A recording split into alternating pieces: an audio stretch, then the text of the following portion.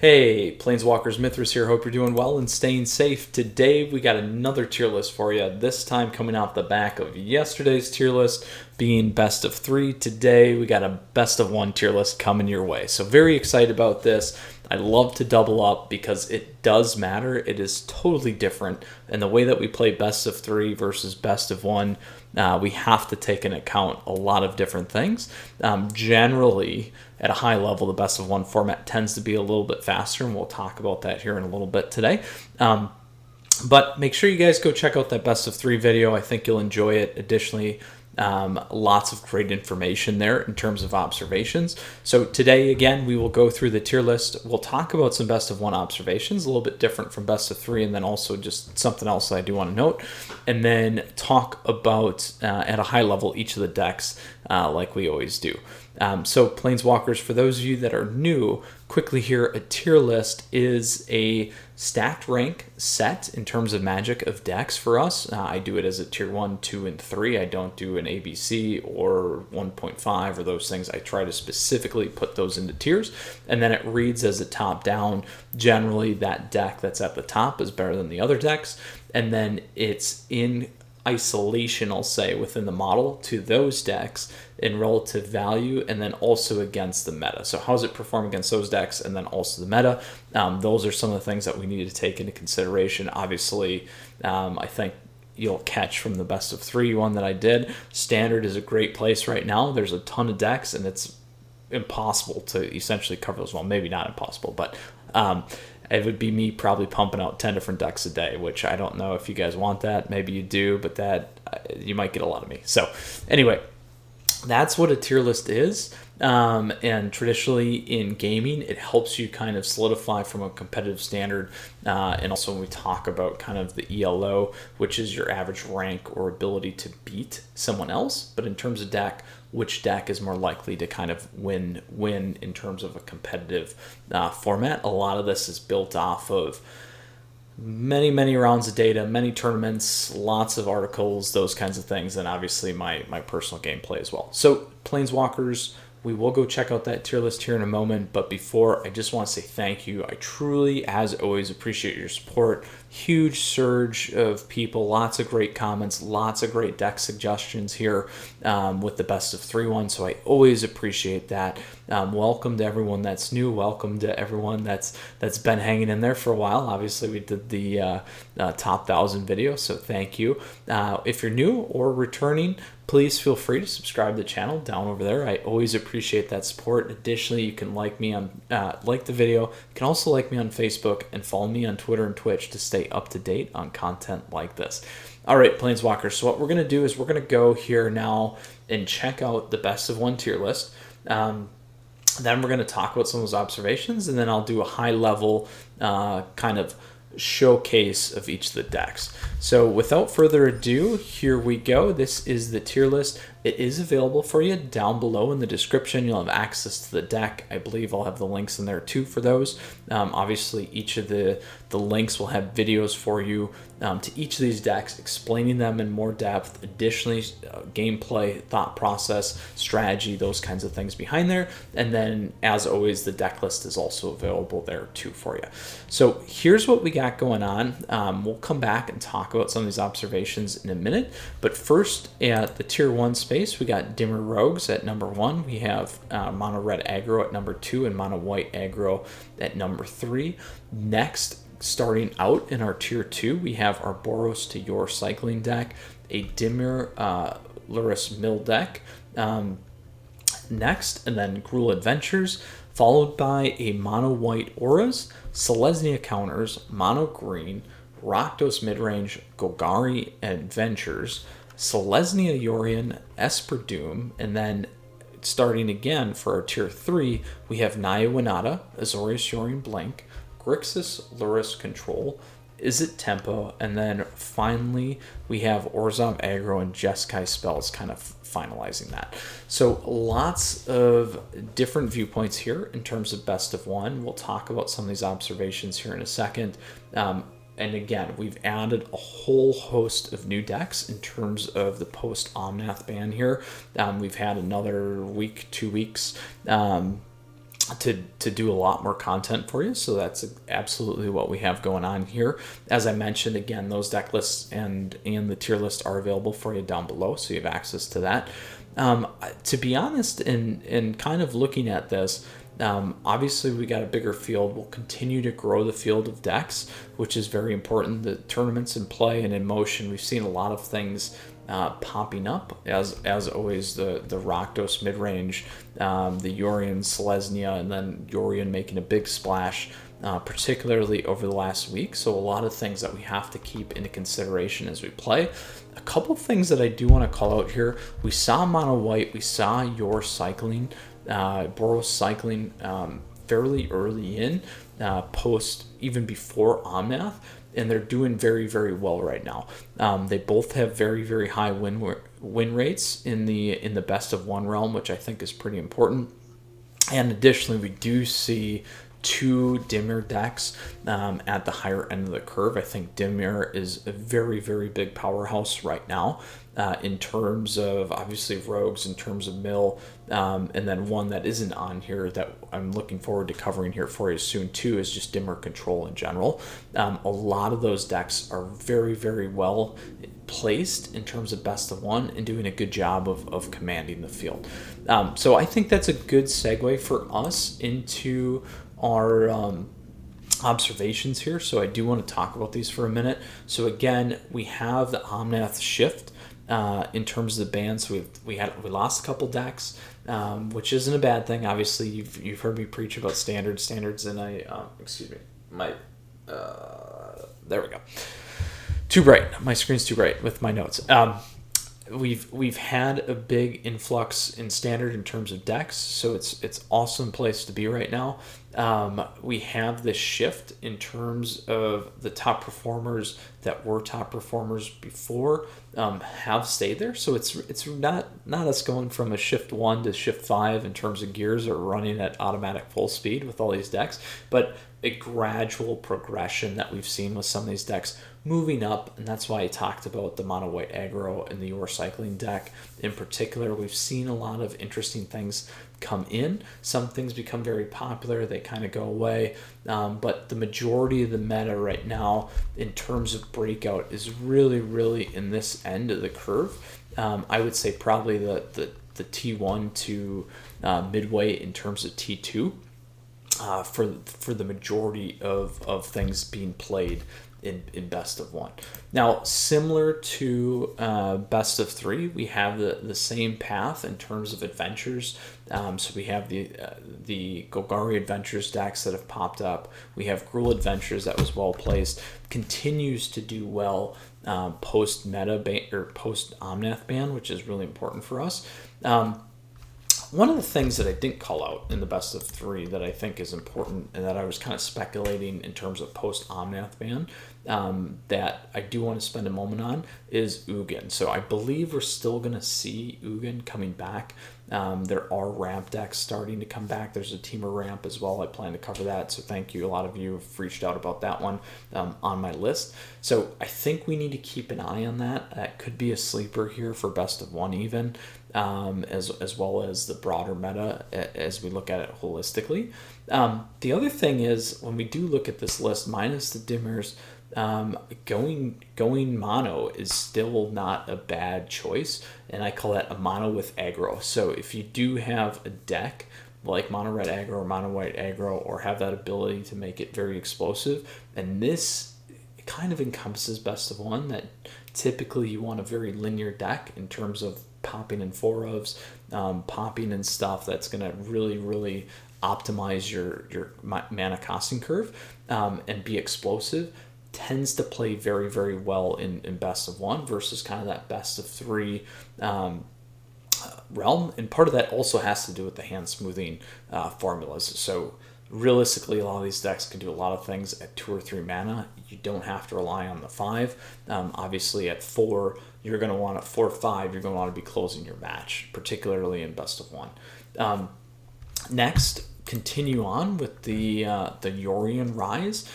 Here, in my opinion, and again with the tier list, Yorion is still a great contender, but it does not put up as well against some of these faster decks in terms of the best of one match. And again, that just has to deal with some of that consistency in the curve rate. Additionally, the percentage of win rates in that best of one realm tend to lean towards things like the aggro decks as well as the dimmer rogue decks that are important to keep in mind. Now, last but not least, kind of circling back to our first point on Omnath and what we've mentioned already, there's just not enough time in the day to cover all these decks. There are a ton. I'm really looking forward to getting back to, as much as I love the tier list here, back to our regular scheduled programming. And I joke in terms of covering a lot of these standard competitive decks for you, and top-notch decks, because there are a lot of things still out there. There's big diversity in the space, and that is one of the reasons why the standard meta is doing such a phenomenal job right now. And I know many of you have mentioned, and I wholeheartedly agree, that it feels like that we haven't seen this in a long time since things like Return to Ravnica, which was a very crucial moment, I would say, in my Magic playing, as well as a very heartfelt timing, because that was when I really came back and started focusing more around Magic again too. So I appreciate those comments, and I agree. I think we're in a really great spot, and as I always say, enjoy it while we have it, because it's only a fleeting moment. And we'll, particularly in Arena, we'll see the drops of Kaladesh Remastered and those things coming soon, so there will be a lot of distractions away from Standard, because I know a lot of you like to play that too, and I enjoy covering Historic as a format too. So with that said, Planeswalkers, if you have questions, if you have comments, please feel free to let me know down below. I love hearing from you. I love hearing what decks you'd like me to cover. If you have a good deck, I'm happy to cover it, particularly if it's top 1500 too. Let me know. I really enjoy that interaction, and I love presenting things, particularly around the community too. So with that said, deck list, tier list down below. Questions, comments, let me know. I got that one down from yesterday. But anyway, with that said, we'll go ahead here and walk through the decks at a high level. Additionally, as always, I just want to say thank you. I appreciate it. I really appreciate being in this journey with you, and being able to share this content. Please feel free to subscribe to the channel down over there. Additionally, if you like the video, please like it. You can like me on Facebook, and follow me on Twitter and Twitch as well to stay up to date on content like this. All right, so let's hop into these decks at a high level. You can absolutely check them out in terms of a deeper dive. But for those of you that are new or haven't seen this content before, or kind of how I present, let's go ahead and hop into our Dimir Rogues deck. So again, Dimir is the color schema blue-black. It's all about rogues here, lots of enablers. Here's what we got going on at a high level. Really focusing on in terms of things like mill. We also have that's being stacked with our rogues, and then drawn and locked for a little bit of control and some other things. Here's the sideboard for you as well. Very control kind of focused. Next, we got mono red aggro. So this deck is extremely explosive out of the gates. I particularly really like it when it runs well, and it runs well often just due to the nature of the way it is optimized. You can definitely turn for your opponents. So those of you that are looking for something to punish Yorion decks with, this is my jam. Next, we got mono white aggro. So as I said, this deck really came back off the heels of I want to say it was Red Bull Untapped, if I recall. You guys can check that out in the video. I think I mentioned it, but pre-Omnath started rising and has definitely stayed up there.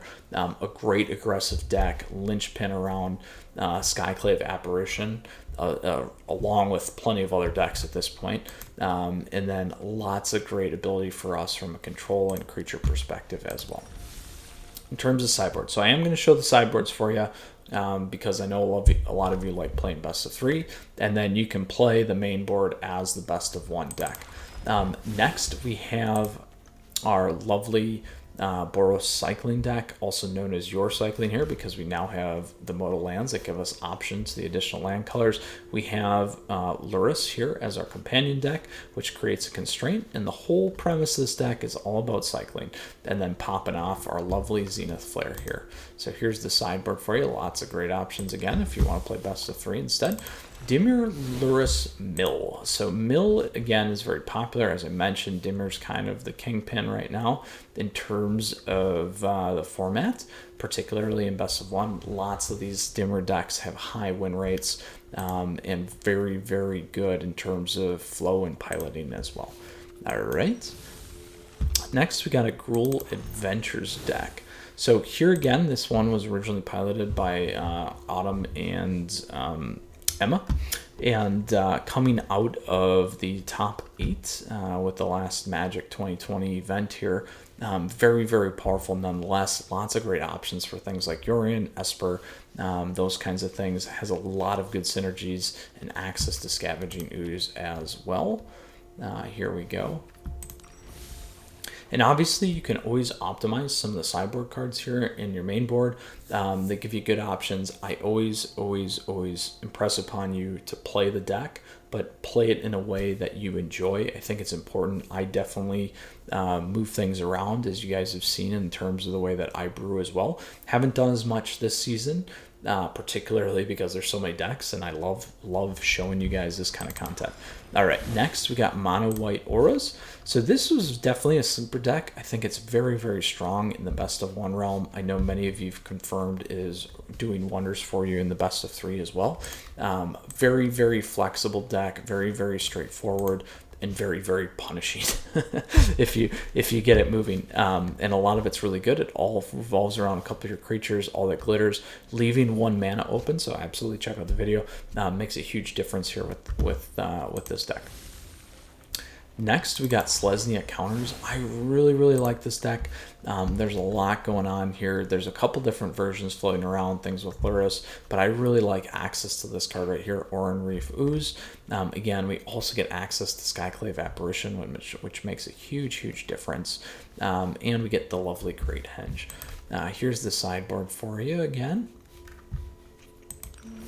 All right, next in our tier 2, we have Mono Green. So here again, a little bit different. I know many of you have asked about the Mono Green food on my list to do, but this one is more of that traditional Mono Green stompy. Very, very early on, heavy in terms of matchmaking, did very, very well. Still a very, very nice best of 1 deck. Oop, and I forgot to cover the sideboard here. 1 second. There you go. There's the sideboard for you. Lots of great options. Next, Rakdos Midrange. So similar to Mono White, this first became kind of a powerhouse coming out of the Red Bull Untapped tournament. I believe France it was. Really, really plays well on some of these aggro decks. Just not necessarily always as smooth. So something to keep in mind. It plays very well against the rogues decks and mill decks. One of the key things though about some of this deck and why it's kind of fallen out of favor is just more so the rise of the Yorion decks and late game decks. Those tend to cannibalize this deck in particular. So here again is the sideboard for you. Next we got Golgari Adventures. So here we go again with that adventure theme, piloting around Edgewell Innkeeper here, and then lots of enablers along with ramp to do a lot of wonderful things for us. Pluchronos here with access to that graveyard is a huge player for this deck. Not ranked as high here because it's slowly began to kind of fall out of the trend. Additionally, the win rate isn't necessarily as high as expectation. Selesnya Yorion. So here's the first Yorion deck in terms of best of 1. Again, being a late game deck, particularly though, I like this one over Azorius Blink because of a few things here. The direct ability to have a couple more finishers like Wicked Wolf and the ability to pick things off with some of these cards and access to the food mechanic for life gain is a little bit higher in my book. And additionally, here's the sideboard for you too. And I do enjoy the flow a little bit better. I think many of you have seen that, so absolutely go check out this one. It's a great matches and great overview as well. Not that the rest aren't either. Esper Doom here has definitely climbed a little bit, I think, since last time, becoming a little bit better, well positioned, just due to the meta, and that's more so having a good broad range view and the ability to deal with a lot of those different kind of decks you may run into. Here we go with the sideboard as well. Again, main pieces here are really getting up that Doom Foretold. You have a lot of ability to control, and then Dance of the Manse as well. So that rounds out tier 2. We're going to go ahead and pop into our tier 3 here with Naya Winata. So this Winata deck, again, for me, just sort of hit and miss. I do really like it. When you do get it going, it's really nice. I think in the best of one realm, because of the land smoothing algorithms, it is going to run better at times, so you can potentially aggressively mulligan a little more, but you really need to get Gilded Goose or Lotus Cobra early game, and have at least 2 land drops. And if you can have Winata in your opening hand, it's going to be a huge advantage for you. Again, some of the sideboard, and then as I mentioned in the Naya Winata video, there's enough humans here that gives you the 1 in 6, because this digs for 6, which is a good trade-off there. Next, we got Azorius Yorion Blink. So I talked about this one already. I do like all the blinking. I just feel, based off the way that I've played against this deck multiple times, it has not been an issue for me. I do think, again, in terms of the Yorion realm, I like Selesnya better, particularly in best of one. And that's just because due to the nature of the mechanics. Plus, running 80 cards isn't as linear as I've discussed earlier in terms of having 4-ofs and in terms of having more of a straightforward deck that's optimized. You do have more options, which can be a good thing, but the ability to draw those options on a pure percentage basis is going to be much lower for you. Here's the sideboard as well for those of you that want to play best of 3.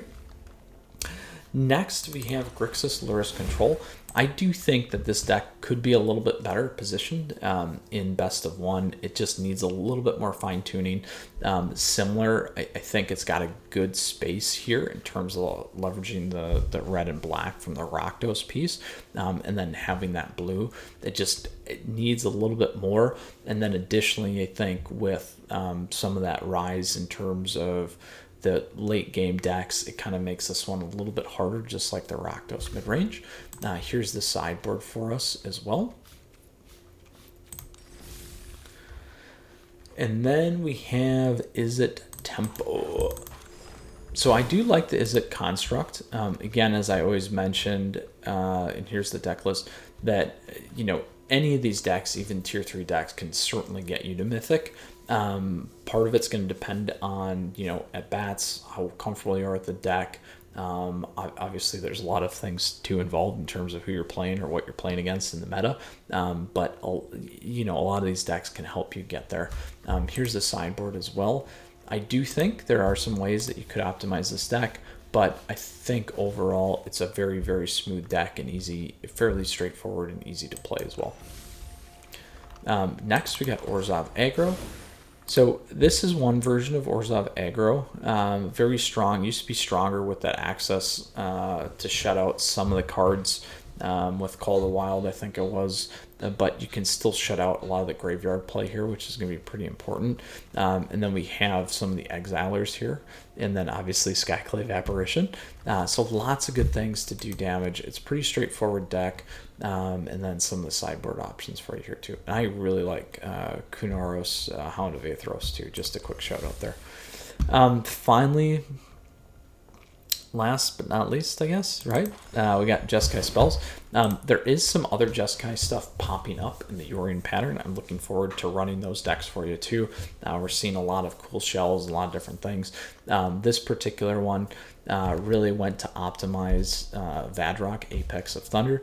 I think there's still some things that we could do within this shell to improve it and make it a little bit better as well. Here's the sideboard for those of you that want to play best of 3. All right, Planeswalkers. With that said, that is all the decks. I did try and go through that a little bit quicker today because I know many of you do like seeing some of these decks at a high level, but also more focused on some of those observations, and then obviously the list that's available for you down below. Again, if you have questions, if you have comments, if you're struggling to understand why mono red's a tier 1 and not a tier 3, please certainly ask. I'm always happy to kind of explain my position and rationale. It makes us all better. Additionally, I hope this will help you in terms of your journey, in terms of understanding the meta, and then also potentially helping you get to Mythic. When I hear your stories, when I hear that this helped you get there, it always makes my day. So I truly appreciate that. And obviously, again, I just want to say thank you. I appreciate your support as always. Please feel free to subscribe to the channel down over there. Additionally, feel free to like the video if you like it. You can like me on Facebook and follow me on Twitter and Twitch as well. Just a couple parting thoughts here. I think we will continue to see the meta evolve and develop. I think best of 1 tends to be a little bit more condensed. And I say that where it's not quite fully as open as best of 3. I think there's a lot of movement that's going to happen in standard. I do think there will be some in terms of the shift in best of 1, but as I joked about the gear shift from 1 to 2, I think that will kind of be the path for best of 1, unless there were some broader range bannings. I don't think that that's going to happen anytime soon, but obviously it could. You never know. They could throw a couple other wrenches in there to kind of really change things up, like ban some stuff out of Dimmer, but who knows. And I'm not counting on it, and you shouldn't either. But just again, you never know. Speculation, and other people are in control, not me, not you, other people. So that's kind of what I think in terms of best of 1. We talked about the tier list. We talked about observations. We ran through the decks at a high level. Again, deck lists, tier lists down below. Questions, comments down below. And would love to hear your stories, and if there are decks that you think I should cover, there are quite a few. I listed a few off today that I do have in my list. I'm looking forward to presenting and procuring those videos for you as well. So thank you. I'm glad you enjoyed my format. Quickly here, as always, Planeswalkers, please stay safe. It is a unprecedented time, and stay well. And take care. I will see you soon. Stay tuned for new content coming your way, and looking forward to the next deck and next session we have together. All right, Planeswalkers, take care. Mithras out.